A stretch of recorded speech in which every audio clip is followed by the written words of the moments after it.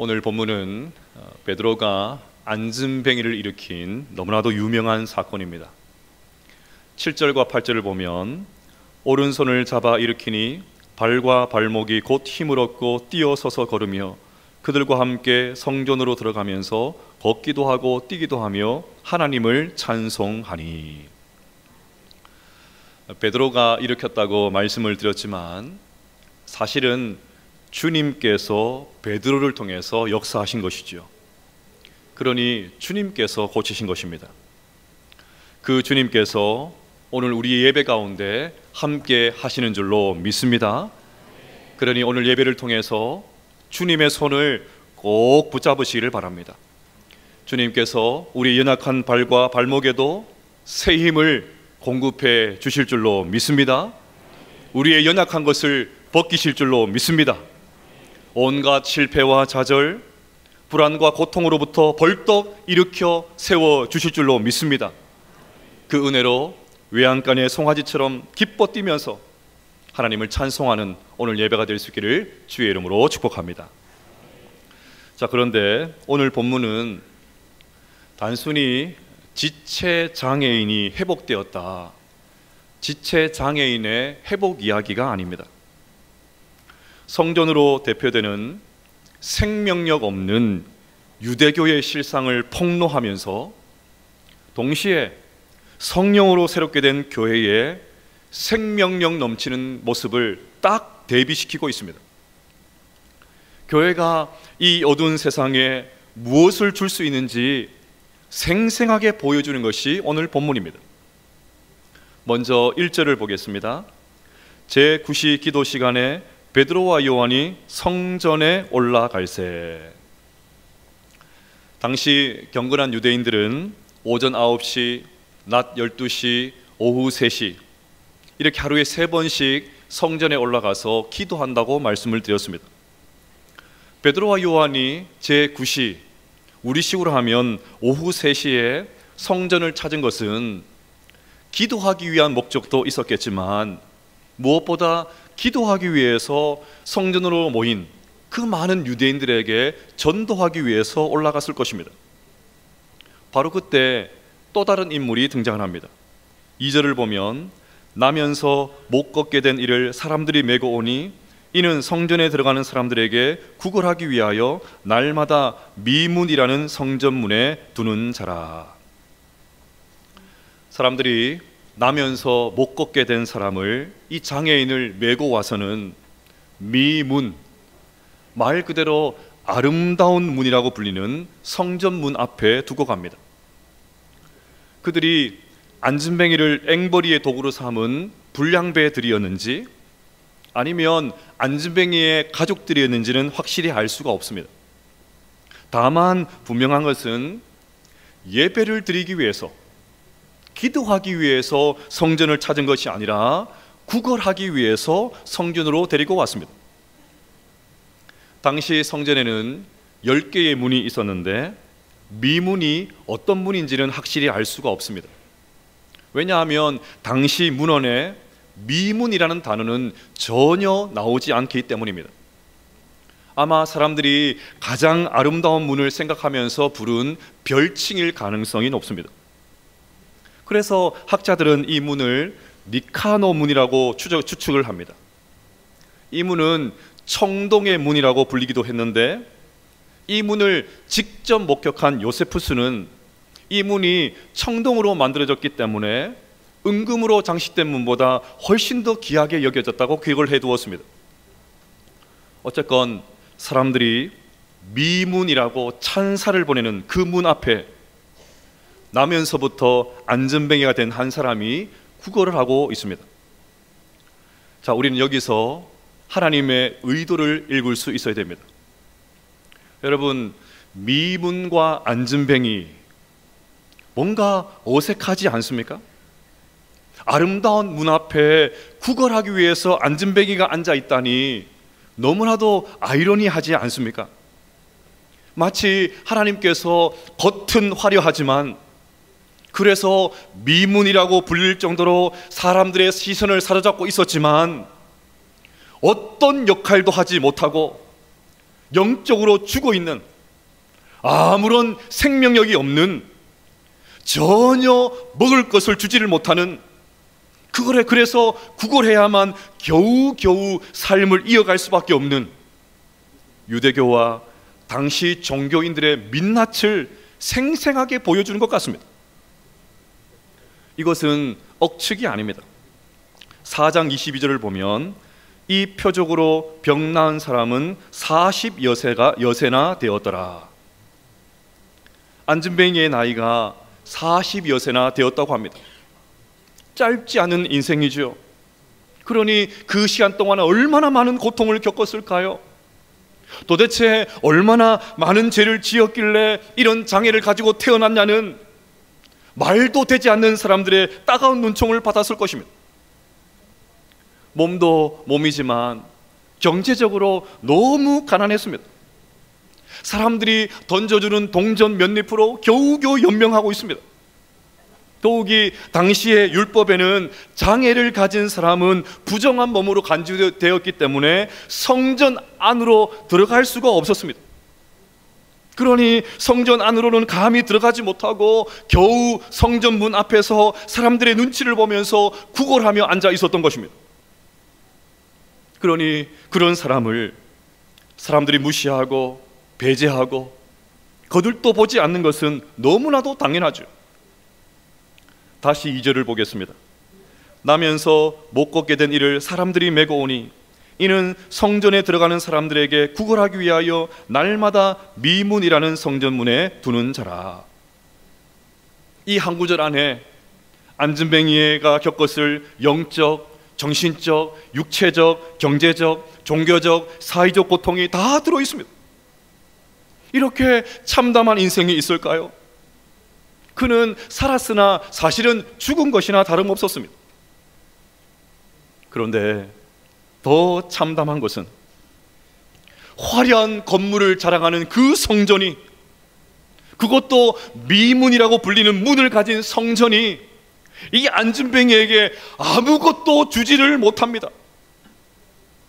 문만 예쁘게 치장할 게 아니라 안진뱅이의 문제를 해결해 줘야 되는데, 그의 인생을 아름답게 만들어 줘야 되는데 전혀 그러지를 못합니다.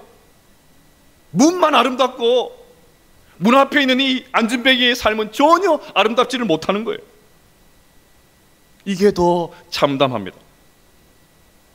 그래서 주님은 미문과 안진뱅이를 딱 오버랩 시키면서 생명력 없는 유대교의 민낯, 그들의 실체를 생생하게 드러내고 계신 것입니다. 그들이 그렇게 붙들고 있는 유대교와 율법이 얼마나 허술한지, 얼마나 쓸모없는지, 얼마나 한심한지를 폭로하고 계십니다. 반대로 살아있는 교회, 생명력 넘치는 교회는 어떻게 해야 되는지 베드로와 요한의 모습을 통해서 말씀하십니다. 여러분 6절 말씀을 같이 한번 읽어보도록 하겠습니다. 시작.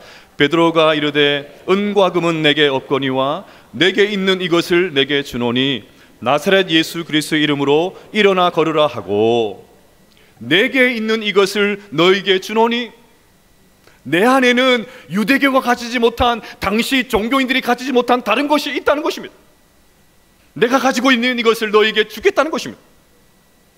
자, 그러면 살아있는 교회는 무엇을 줘야 될까요?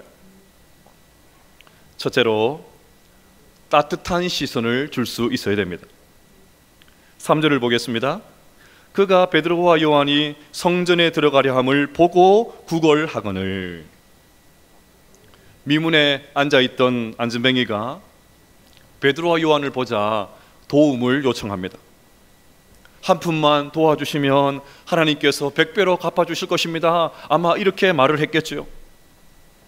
그가 베드로와 요한이 주님의 제자인 것을 한눈에 알아보고는 도움을 요청한 것이 아닙니다. 그냥 늘 해오던 대로 기계적으로 요청했습니다. 왜냐하면 보고라는 단어가 아무런 기대 없이 그냥 흘려본다는 뜻을 가지고 있기 때문입니다. 이것만 봐도 평소 이 안진뱅이가 어떤 대우를 당했는지 충분히 짐작할 수 있습니다. 대부분의 사람들은 그를 외면하면서 지나갔을 것입니다. 혈통을 중요하게 여기는 유대인들이니까 부정이라도 탈까봐 싶어서 화들짝 놀라서 빙 둘러서 지나갔겠지요. 도움을 준다고 해도 멀찍이 떨어져서 저 멀리서 동전을 던져줬을 것입니다. 하도 이런 일들을 많이 당하니까 안진뱅이는 그날도 초점 없는 눈동자를 하고 그냥 지나가는 베드로와 요한에게 습관적으로 도움을 요청한 것에 불과합니다. 그런데 베드로와 요한은 다릅니다. 기존의 사람들과 전혀 다르게 행동을 합니다. 4절을 보시면 베드로가 요한과 더불어 주목하여 이르되 우리를 보라 하니, 안진뱅이는 아무런 기대감 없이 희멀건 눈으로 베드로와 요한을 보고 있는데, 베드로와 요한은 가던 길을 딱 멈추고 정확하게 주목해서 안진뱅이를 응시합니다. 여러분, 이것이 너무나도 중요합니다. 저같이 일 중심의 사람은 일단은 성전에 가서 해야 할 일이 있으니까 부지런히 발걸음을 재촉했을 것입니다. 보는 둥 마는 둥 제대로 눈길조차 주지 않았을 것입니다. 저만 그럴까요? 안 그렇다고 하셔야 이게 설교가 진행이 됩니다. 저만 그런 거 아니잖아요. 지금 성전에 가서 해야 될 일이 있고 바쁜데 누가 지금 중간에 끼어들면 어떻게 하시겠습니까? 베드로도 얼마든지 그냥 지나칠 수 있었습니다. 다른 시간도 아니고 오후 3시니까 빨리 가서 계획된 일을 마치고 집에 가서 발 뻗고 편히 쉬고 싶었을 것입니다. 그런데 베드로와 요한은 가던 길을 멈춥니다. 자신의 계획을 내려놓았다는 말입니다. 그리고 안진뱅이를 주목해서 봅니다. 지금 처리해야 될 일이 아니라 이 사람에게 관심을 가졌다는 말입니다. 자, 그럼 여기서 한 가지 상상을 해보십시다. 베드로가 어떤 눈빛으로 이 안진뱅이를 주목했을까요? 어떤 눈빛을 하고 이 안진뱅이를 봤을까요? 에이, 왜 이렇게 사람 귀찮게 해? 짜증의 눈빛이었을까요? 어라, 장애인이 어디 일반인에게 말을 걸어? 경멸의 눈빛이었을까요? 내 코가 석자인데 무슨 적선이냐? 인색한 눈빛이었을까요? 저는 틀림없이 따뜻한 시선이었다고 확신을 합니다. 당장이라도 마음속에 있는 긍휼이 막 튀어나올 것 같은 한없이 사랑스러운 눈빛으로 안진뱅이를 봤을 것입니다. 왜요? 베드로가 이미 사랑스러운 주님의 눈빛을 경험했기 때문입니다. 닭 울기 전에 3번 나를 부인하게 될 것이라는 예수님의 말씀을 듣고는 베드로는 무슨 일이 있어도 예수님을 부인하지 않겠다고 호언장담했죠. 그런데 어떻게 되었습니까? 호기롭게 큰 소리를 친 것이 정말 무색할 정도로 베드로는 철저하게 처절할 정도로 아주 냉정하게 예수님을 부인했습니다. 누가복음 22장 60절부터 보시면 베드로가 이르되 이 사람아 나는 내가 하는 말을 알지 못하노라라고 아직 말하고 있을 때에 닭이 곧 울더라. 주께서 돌이켜 베드로를 보시니 베드로가 주의 말씀 곧 오늘 닭 울기 전에 내가 3번 나를 부인하리라 하심이 생각나서 밖에 나가서 심히 통곡하니라. 3번씩이나 베드로에게 배신당하신 예수님의 눈과 3번이나 예수님을 부인한 베드로의 눈이 마주쳤습니다. 이때 예수님께서 어떤 눈빛으로 베드로를 보셨을까요? 꼴 좋다. 이게 네 실력이다. 이게 네 현실이다. 말이라도 못했으면 내가 기대라도 안 했지. 뭐 이런 경멸의 눈빛이었을까요? 아니지요. 베드로야, 나는 괜찮다. 그래도 나는 너를 이해해. 그래도 나는 너를 사랑해. 너의 마음 다 알고 있어. 너무 괴로워하지 말거라. 이런 따뜻하고 자비로운 눈빛이지 않았을까요? 그 주님의 따뜻한 눈빛을 봤기 때문에 베드로는 통곡할 수밖에 없었던 것입니다. 이렇게 부족한데도 나무라지 않으시는 그 주님의 따뜻한 눈빛을 봤기 때문에, 그 시선을 봤기 때문에 베드로는 뜨거운 회개의 눈물을 흘리지 않을 수 없었던 것입니다. 지금 베드로는 자신이 봤던 그 주님의 시선을 가지고 안진뱅이를 보고 있습니다. 베드로의 따뜻한 시선이 있었기 때문에 유대교도 미문이라 불리는 성전도 어찌할 수 없었던 그 안진뱅이가 일어날 수 있었던 것입니다. 자, 그런데 여러분, 우리도 주님의 따뜻한 시선을 이미 경험했다는 것을 아십니까? 우리도 주님의 따뜻한 시선을 경험한 사람들입니다. 베드로만 경험한 것이 아닙니다. 오늘은 사순절 셋째 주일이죠. 사순절이 온갖 죄로 물든 우리, 그래서 아무런 소망이 없는 우리, 지옥에 떨어져도 전혀 이상할 것이 없는 우리를 주님께서 십자가에서 살리신 것을 묵상하는 기간이라면 이미 우리는 하나님의 따뜻한 시선, 주님의 따뜻한 눈빛을 경험한 사람인 줄로 믿습니다. 그러니 우리도 우리를 만나는 사람들에게, 옆에 있는 성도들에게 세상을 향해서 따뜻한 시선을 줄 수 있어야 하는 줄로 믿습니다.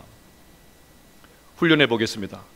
실습을 해보도록 하겠습니다. 옆에 분들 보시고 세상 따뜻한 눈빛을 가지고, 세상 따뜻한 눈빛을 가지고 그렇게 한번 바라보십시오. 할 때까지 기다릴 겁니다. 세상 따뜻한 눈빛으로. 예, 따뜻한 눈빛 맞습니까? 예. 자, 그런데 우리는 따뜻한 시선을 주지 못하고 대충 건성으로 보고 어려운 이들을 만나고 엮이는 것을 꺼릴 때가 참 많은 것 같습니다. 이유가 뭘까요? 장애인을 위한 라루슈 공동체를 만든 장바니에의 말을 통해서 그 이유를 알 수 있습니다. 만일 내가 이 여인에게 아주 가까이 다가간다면, 그녀의 말에 귀를 기울인다면, 그 자녀의 이름을 알기 시작하고 그녀의 과거와 그녀의 생활을 알기 시작한다면, 만일 내가 그녀와 일체감을 나눈다면 나는 더 이상 전과 같이 먹을 수 없을 것이고 더 이상 사치와 낭비를 할 수 없을 것입니다. 만일 내가 진정으로 사랑하고 관심을 가진다면 나의 생활이 바뀌어야 할 것입니다. 생활을 바꾸어야 합니다. 지금까지 쌓아온 그 생활이 무너져야 할 것입니다. 우리가 힘든 사람들에게 다가가고 따뜻한 시선을 주지 못하는 이유가, 그들을 알게 되면, 그들과 연루되면, 그들과 엮이면 우리의 생활이 바뀌어야 하기 때문이랍니다. 다른 사람의 고통을 알게 되면 우리가 치러야 될 대가가 너무 크다는 사실을 잘 알고 있기 때문이랍니다. 그래서 사람들이 할 수만 있다면 어려운 사람들을 만나도 멈춰서지 않고 주목해서 보지 않고 재빨리 그냥 가던 길을 재촉한다는 것입니다. 우리의 속내가 그대로 드러나는 그런 말 아닙니까? 그런데 여러분, 주님의 따뜻한 시선으로 참 생명을 얻은 우리가 이렇게 살아서야 되겠습니까? 안진뱅이의 소리에 발걸음을 멈추고 그들을 주목하고 그것도 따뜻한 시선을 장착해서 보는 것이 초대교회 성도들의 모습인 것을 알게 된 이상 절대로 차가운 시선을 가져서는 안 될 줄로 믿습니다. 우리가 서로를 따뜻한 시선으로 바라볼 때 교회 안에 있는 영적인 안진뱅이들이 일어나게 될 줄로 믿습니다. 교회가 따뜻한 시선으로 세상을 주목할 때 세상의 여러 안진뱅이들이 회복하게 될 줄로 믿습니다. 그러니 따뜻한 시선을 장착하고 따뜻한 시선을 줄 수 있는 우리 모두가 될 수 있기를 주님의 이름으로 축복합니다. 둘째로, 생명을 줄 수 있어야 됩니다. 우리를 보라, 우리를 보라. 베드로의 요한의 말을 듣고 안진뱅이가 얼마나 흥분했을까요? 그 사람의 속내가 5절에 나옵니다. 그가 그들에게서 무엇을 얻을까 하여 바라보거늘. 우리를 보라니. 지금까지 이런 말을 한 사람은 아무도 없었습니다. 도대체 얼마나 주려고 이렇게 당당하게 말을 하나? 안진뱅이는 막 잔뜩 기대하고 초롱초롱한 눈빛을 가지고 베드로와 요한을 쳐다봤을 것입니다. 그때 베드로의 지갑이 열린 것이 아니라 베드로의 입이 열립니다. 베드로가 이르되 은과 금은 내게 없거니와 내게 있는 이것을 내게 주노니 나사렛 예수 그리스도의 이름으로 일어나 걸으라 하고. 여러분, 이 말을 들은 안진뱅이의 마음이 어땠을까요? 실망하는 안진뱅이의 눈빛이 그려지지 않습니까? 그가 원하는 것은 돈이었습니다. 그것도 많은 돈이 아니라 그저 동전 몇 립이었습니다. 그런데 일어나 걸으라니, 그것도 생전 듣도 보도 못한 예수 그리스도의 이름으로 일어나 걸으라니. 언젠가 운전하면서 라디오를 듣는데 이런 멘트가 나왔습니다. 장난하나? 여러분, 안진뱅이 마음도 그렇지 않았을까요? 장난하나? 동전 몇 입 그거면 되는데 일어나 걸으라니. 장난하나? 40년 동안 한 번도 그런 일이 없었는데 장난하나? 그런 마음이 들었지 않았을까요? 근데 여러분, 교회가 세상에 줄 수 있는 최고의 선물은 돈이 아니라 생명입니다. 물론 교회가 가난하고 도움이 필요한 사람들 물질로 돕는 일을 하지 말아라, 그런 말 아닙니다. 지난주에 본대로 초대교회 성도들은 자신의 재산을 팔아서 가난한 사람들에게 나누어 주었지 않습니까? 지금 베드로가 은과 금은 내게 없다, 이 말은 사실이었습니다. 성도들이 어려운 일들, 사람들을 위해서 자기 것을 십시일반 내놓는데 사도들이 솔선수범하는 것은 너무나도 당연하죠. 그러니까 사도들에게 은과 금이 없어요. 하지만 만약에 그날 베드로와 요한이 이 안진뱅이에게 동전만 줬다면 어떻게 되었겠습니까? 혹시 안진뱅이가 기대하지 않았던 엄청나게 많은 돈을 손에 쥐어줬다면 어떻게 되었겠습니까? 당장에는 너무 좋아했겠지요. 막 크게 감동했겠지요. 뷔페에 가서 잔뜩 먹고서는 그동안 먹지 못한 한을 막 제대로 풀었을 것입니다. 하지만 그 이후에 어떻게 되었을까요? 가진 돈을 다 쓴다 하면 또 어떻게 되었을까요? 또다시 성전 미문에 엎혀와서 자리를 펴고 아무런 기대감 없이 기계적으로 구걸하다가 그냥 그렇게 살다가 세상 떠나지 않았을까요? 여러분, 예수님께서 우리에게 주고 싶은 것은 영원한 생명인 줄로 믿습니다. 영원한 생명이 구원이고 죄 사함입니다. 죄로 끊어진 하나님과의 관계가 회복되는 일이었습니다. 마귀의 자식으로 살지 않고 하나님의 자녀로 사는 것입니다. 썩어 없어질 세상 것에 매이지 않고 영원한 천국을 소망하면서 사는 것이었습니다. 베드로와 요한은 이것을 안진뱅이에게 보여주고 싶었던 거예요. 오직 예수 그리스도를 통해서만 얻을 수 있는 이 구원을 주고 싶었던 것입니다. 그래서 그들은 담대하게 외칩니다. 은과 금은 내게 없거니와 내게 있는 이것을 내게 주노니 나사렛 예수 그리스도의 이름으로 일어나 걸으라. 저는 오늘 이 설교를 준비하면서 내게 있는 이것을 내게 주노니, 내게 있는 이것을 너에게 주노니, 이 구절이 너무 인상 깊었습니다. 그런데 여러분, 정말 우리 모두가 이 고백을 제대로 할 수 있을까요? 은과 금은 내게 없지만 내 안에 있는 예수님을 당신에게 주고 싶습니다. 정말 이 고백을 할 수 있을까요? 이 말은 나는 은과 금으로 사는 사람이 아니라는 말입니다. 물질의 종이 되어서 돈에 끌려다니지 않겠다는 말입니다. 돈으로 뭐든지 할 수 있다는 이 세상에 속지 않겠다는 말입니다. 비록 은과 금은 없어도 나는 돈을 많이 가진 사람들보다 훨씬 의미 있는 인생을 살 수 있다는 말입니다. 은과 금이 나를 살리는 것이 아니라 오직 예수님께서 나를 살리십니다, 그 말입니다. 그렇다면 정말 이 고백을 우리가 할 수 있나요? 진정으로 이 고백을 살 수 있냐는 것입니다. 지난주에 뉴스를 보는데 우리나라에서 가장 긴 아파트 이름이 나오더라고요. 우리나라에서 가장 긴 아파트 이름이 뭔지 아십니까? 광주 전남 공동 혁신도시 빛가람 대방 엘리움 로얄 카운티. 무려 23자예요. 23자. 여기 또 붙습니다. 1차 아파트, 2차 아파트 또 붙습니다. 또 있습니다. 초롱 꽃마을 6단지 GTS 운정역 금강 펜테리움 센트럴 파크. 읽다가 막 기절할 것 같아요.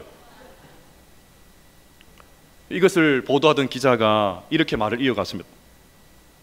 무슨 인연이 있는지 발명가와 과학자 이름에 그리스 신화 속의 인물까지 가져다 붙인 곳도 있습니다. 여러분, 왜 이런 일이 벌어지겠습니까? 외래어가 들어가야 고급스럽게 보이고 그래야 아파트 값이 오른다 생각하기 때문입니다. 결국은 은과 금 때문이었습니다. 은과 금은 교회도 자유롭지 못합니다. 한 번은 중세 신학자였던 토마스 아퀴나스가 당시 교황이었던 인노첸시오 2세를 방문했습니다. 그때 교황은 많은 양의 돈을 세고 있었습니다. 많은 돈을 가지고 그 돈을 일일이 세고 있었어요. 한참 돈을 세던 교황이 아퀴나스에게 말을 합니다. 여보게, 교회가 은과 금은 내게 없거니와 그렇게 말하던 시대는 지나갔네. 교회가 은과 금은 내게 없거니와 그렇게 말하던 시대는 지나갔네. 이 말을 들은 토마스 아퀴나스가 대답합니다. 네, 그렇습니다. 그래서 교회는 은과 금이 없다는 말뿐 아니라 내게 있는 이것을 내게 주노니 나사렛 예수 그리스도의 이름으로 일어나 걸으라는 말도 할 수 없게 되었습니다. 너무 슬픈 이야기 아닙니까? 오늘날 교회가 힘들어진 이유가 은과 금을 믿고 건물을 믿고 교회의 재정을 믿고 교회의 규모는 믿지만 정작 나사렛 예수 그리스도 이름을 믿지 않아서 이런 어려움을 당하는 것 아닐까요? 우리가 돈 때문에 기도할 시간도 없고 돈 때문에 리딩 지저스 통독할 시간도 없고 돈 때문에 봉사할 시간도 없고 돈 때문에 예배에 참석할 시간도 없고 예배에 참석하면서도 여전히 돈돈거리고 있다면 우리는 영적인 안전병이와 다르지가 않습니다. 돈 때문에, 내 지갑 때문에 옆에 있는 사람에게 관심을 가지 않고 따뜻한 시선을 주지 못하고 인색하게 굴고 있다면 여전히 우리는 영적인 안전병이와 별반 다르지 않는 거예요. 그러니 지금 우리가 시급하게 회복해야 될 메시지는 은과 금은 내게 없거니와 내게 있는 이것을 내게 주노니 나사렛 예수 그리스도의 이름으로 일어나 걸으라, 이 말씀인 줄로 믿습니다. 그런데 여러분, 오늘 저는 말씀을 준비하면서 문장을 바꿔야 될 필요를 느낍니다. 왜냐하면 우리는 뭐 큰 부자는 아니어도 다 은과 금 가지고 있기 때문입니다. 가지고 계시죠? 안 그렇지 하지 마시고 우리 다 가지고 있잖아요. 그래서 이렇게 받게 됩니다. 은과 금이 아무리 많아도 나는 그것을 의지하지 않고 오직 나사렛 예수 그리스도만을 의지합니다. 할렐루야. 은과 금이 충분하지 않아도, 뭐 다른 사람에 비해서 충분하지 않아도 비굴해지지 않고 나는 오직 나사렛 예수 그리스도만을 의지합니다. 만약에 우리가 은과 금이 넘쳐서 기뻐하는 교회가 아니라, 물질이 많아져서 기뻐하는 성도가 아니라 정말 나사렛 예수 그리스도로 인해서 기뻐하는 교회가 될 수 있다면, 물질이 아니라 예수님 때문에 기뻐하는 성도가 될 수 있다면 세상은 그제서야 우리가 전하는 이 복음을, 우리가 전하는 이 말씀을 믿어주게 될 줄로 믿습니다. 사랑하는 여러분, 은과 금이 아니라 예수 그리스도, 나사렛 예수 그리스도로 살아갈 수 있는 우리 모두가 될 수 있기를 주의 이름으로 축복합니다. 설교회에 부를 찬송 충만이라는 찬양에 이런 가사가 있습니다. 무명이어도 공허하지 않는 것은 예수 안에 난 만족함이라. 가난하여도 부족하지 않은 것은 예수 안에 오직 나는 부요함이라. 이 고백을 진정으로 할 수 있는 우리 모두가 될 수 있기를 주의 이름으로 축복합니다. 사랑하는 여러분, 우리 안에 예수님께서 계십니다. 우리는 오직 예수로 충만한 줄로 믿습니다. 그러니 우리 안에 가득한 그 주님의 시선, 그 따뜻한 시선을 가지고 옆에 계신 분들을 바라보고 그 시선을 세상에 주고 이 세상에 진정한 복, 생명을 나눠줄 수 있는, 예수 그리스도를 나눠줄 수 있는 참된 교회로, 진정한 성도로 살아갈 수 있는 우리 모든 성도들 다 되시기를 주님의 이름으로 축복합니다.